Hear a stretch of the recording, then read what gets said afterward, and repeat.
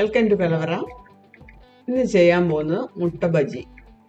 അതിനുവേണ്ടി എടുത്തിരിക്കുന്നത് 5 മുട്ട പുഴുങ്ങി അത് നടുവേ കീറിയിട്ടുണ്ട്.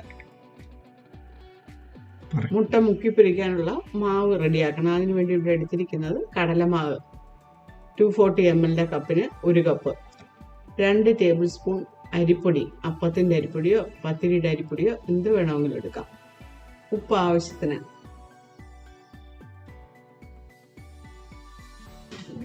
ഇനി പൊടികൾ ചേർക്കാം. 1 ടീസ്പൂൺ കാശ്മീരി മുളക് പൊടി, 1/4 ടീസ്പൂൺ മഞ്ഞൾപ്പൊടി, 1/4 ടീസ്പൂൺ കായപ്പൊടി, 1/4 ടീസ്പൂൺ സോഡാപ്പൊടി. ഇനി ഇതൊന്ന് മിക്സ് ചെയ്തെടുക്കാം.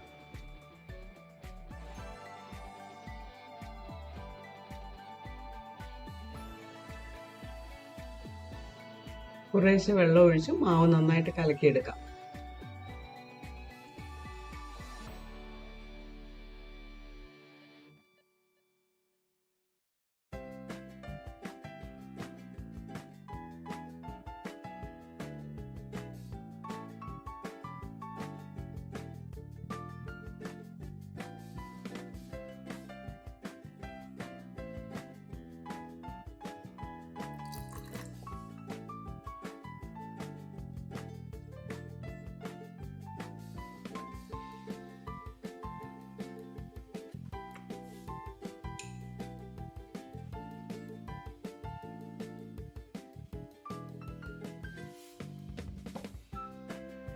ഇതാണ് അതിൻ്റെ അളവ്.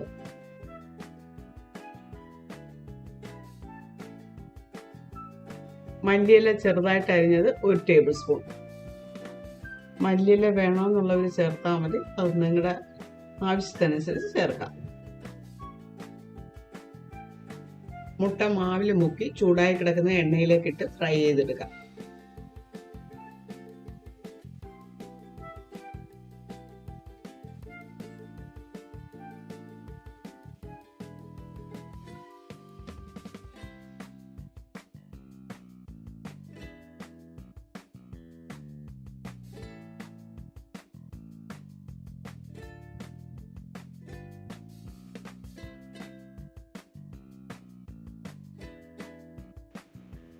ഇനി ഇത് തിരിച്ചിടാം.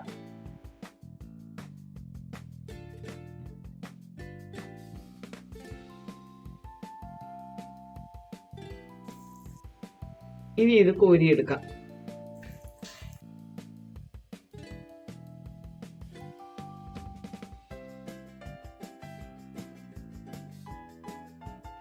ബാക്കിയുള്ളത് ഇതുപോലിട്ട് ഫ്രൈ ചെയ്തെടുക്കാം.